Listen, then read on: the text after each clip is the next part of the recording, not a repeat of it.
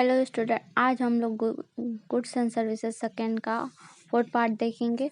तो चलिए स्टार्ट करते हैं इसका एमसीक्यू। तो appeals revision and authority for advance में इसके बेस पे क्वेश्चन देखेंगे। तो क्वेश्चन नंबर 1 है, AAR shall refuse to admit the application if the issue raised in the application is already pending in the applicant own case before। तो AR जो है हमारा रिफ्यूज़ कर रहा है किसको, एप्लीकेशन एडमिट को, if the issue raised in application is already pending. और पेंडिंग है जो एप्लीकेशन जो है पहले से ही रेज्ड हुए इशू हुए थे वो अभी पेंडिंग में है। तो in the application own case before, तो इस एप्लीकेशन के ओन जो है उससे पहले हमारा क्या होगा, तो फर्स्ट एप्लीकेंट अथॉरिटी जो है वो रिफ्यूज होगा, उससे पहले एप्लीकेटेबल भी और एनी कोड, ये सारे जो हैं एप्लीकेशंस जो होंगे रिफ्यूज होंगे AR से पहले। तो ऑप्शन डी हमारा सही है, all of the above. Next question है question number 2, the AAR shall pronounce its advance ruling. AR है जो प्रोनाउंस करता है किस पे, एडवांस रूलिंग्स पे। तो उसमें क्या होता है, तो ऑप्शन ए है without examining further material placed before it by the applicant. Option B है after examining further material placed before it by the applicant. Option 3 है विदाउट प्रोवाइडिंग द एप्लीकेंट और his AR any opportunity of being heard।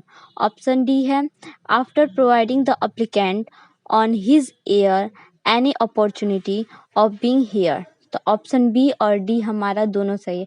तो option B हमारा क्या कर रहा है, अगर हमारा आफ्टर एग्जामिनिंग के बाद अगर हमारा कोई भी मटेरियल जो है प्लेस्ड होता है किससे पहले, एप्लीकेंट से पहले, तो हमारा वो प्रोनाउंस करेगा, एडवांस रूलिंग करेगा। और ऑप्शन डी भी यही कर रहा है कि अगर हमारा प्रोवाइडिंग एप्लीकेंट और हिज एयर अपॉर्चुनिटी बिन बिहेयर वो पहले होता है तो भी हमारा जो AAR जो है प्रोनाउंस और रूलिंग करेगा। तो ऑप्शन बी और डी हमारा एकदम करेक्ट है। तो ऑप्शन ई है B and D both. Question number 3 है, AAR should pronounce the ruling within. AAR जो है वो रूलिंग्स कब करता है, प्रोनाउंस रूलिंग्स जो होता है उसका कितने दिन तक का होता है। तो ऑप्शन ए है 13 डेज के लिए, ऑप्शन बी है 90 डेज के लिए, ऑप्शन सी है 16 डेज, ऑप्शन डी 45 डेज। तो ऑप्शन बी इसका करेक्ट है 19 डेज। क्वेश्चन नंबर 4 है, on receipt on an application for advance ruling authority for advance ruling shall. It means जो हमारा एप्लीकेंट रिसिप्ट हो रहा है एडवांस रूलिंग्स में, तो अथॉरिटी एडवांस रूलिंग क्या होगा।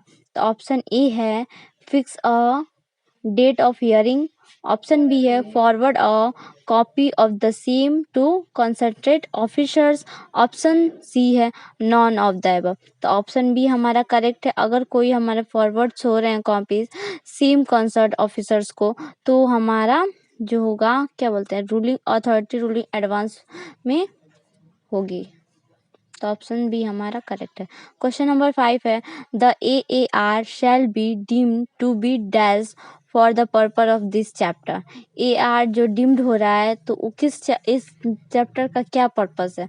तो ऑप्शन ए है हाई कोर्ट, ऑप्शन बी है सुप्रीम कोर्ट, ऑप्शन सी है economic offence court, option D है सिविल कोर्ट। तो ऑप्शन डी हमारा एकदम करेक्ट है, सिविल कोर्ट के पर्पस से ये हमारा जो AR शैल डीम्ड हुआ है। क्वेश्चन नंबर 6 है, the proceeding of AAR shall be deemed to B.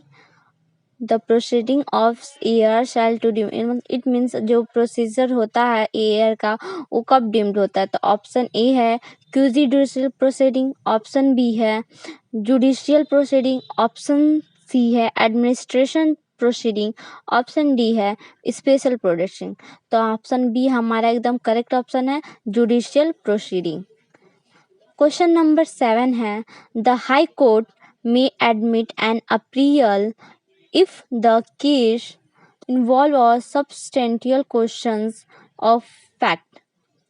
ये जो है हमारा हाई कोर्ट एडमिट करता है अपील्स केस में, तो उसमें इन्वॉल्व होते हैं कौन कौन से सब्सटेंस क्वेश्चंस जो इन्वॉल्व होते हैं, उसका फैक्ट, ये स्टेटमेंट ट्रू है या फॉल्स है, तो ट्रू है, तो option A correct true. Question number 8 क्या कह रहा है, an appeal involving a matter who where two or more state or a state center have a difference of the view regarding place of supply shall lie in high court. It means जो approval हो रहा है matters जो होते हैं appeal होते हैं एक से या दो स्टेट्स में, एक से या दो स्टेट या सेंटर्स में, तो उसके डिफरेंसेस व्यू को रिगार्डिंग किया जाता है प्लेस ऑफ सप्लाई में, तो वो हाई कोर्ट में जाया जाता है, तो क्या शैल लाई टू हाई कोर्ट, और वो हाई कोर्ट से लिंक्ड हो जाता है। तो अब ये स्टेटमेंट हमारा सही है या गलत है, ये बताना हमको यहाँ पे। तो ऑप्शन ए है ट्रू, ऑप्शन बी है फॉल्स, तो ऑप्शन ए हमारा सही है, ये जो स्टेटमेंट है एकदम सही है, तो ऑप्शन ए हमारा ट्रू। क्वेश्चन नंबर 9 है, an appeal before high court shall be filled with इन, अगर अपील हो रहा है बिफोर हाई कोर्ट, अगर हमारा हाई कोर्ट से पहले ही अपील हो जा रहा है, शैल बी फाइल, जो हमारे केसेस हैं वो अपील हो जा रही है, तो विथ इन तो कितने डेज में हो जाएंगे, तो 6 month from the date of order, B है 6 month from the date of communication of the order, C है 118 days from the date of the order, option D है 118 days from the date of the communication of the order, तो option D हमारा correct option है।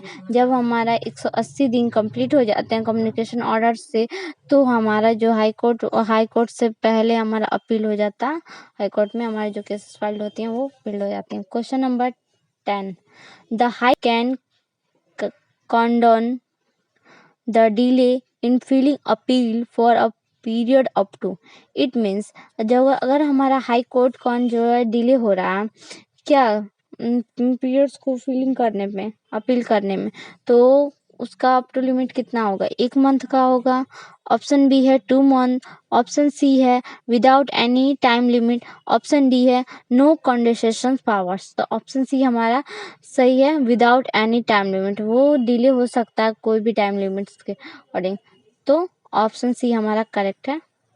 चलिए next chapter पे बात चलते हैं, जीएसटी नेटवर्क। क्वेश्चन नंबर 1 है, GST network has been establish to provide, तो ऑप्शन ए है जीएसटी नेटवर्क जो होते हैं वो इस्टेब्लिश होते हैं टू प्रोवाइड किस पे, तो ऑप्शन ए है IT infrastructure for implementation of GST, option B है to establish a mechanism to solve dispute between state, option C है to facilitate harmonised national market for goods and services, option C है the facilitate harmonised national market of goods and services, option D है none of the above, तो option A हमारा जो है एकदम correct होगा, IT infrastructure implementation of IGST जो होता है एकदम करेक्ट है, तो ऑप्शन ए हमारा जो है करेक्ट है। Question number 2, services of GST network include, जो सर्विसेज ऑफ जीएसटी नेटवर्क में क्या क्या इंक्लूड होते हैं, तो ऑप्शन ए है return filing and processing, option B है filing threshold limit of turnover offer exempted, option C है invoicing supply of goods and services, option D है नॉन ऑफ द, तो ऑप्शन ए हमारा एकदम सही है, रिटर्न फिलिंग एंड प्रोसेसिंग, जब return filing and processing होता है वहाँ पे जीएसटी होता है, तो ऑप्शन ए हमारा एकदम सही है। तो चलिए इसी के साथ आज का ये लेक्चर खत्म होता है और हमारे जीएसटी का पार्ट भी सारे कवर हो गए। लाइक एंड सब्सक्राइब करना ना भूलें और हमारे चैनल के साथ जुड़े रहें ताकि आपको लाइव टू लाइव अपडेट मिलता रहे। Thank you, all the best and take care.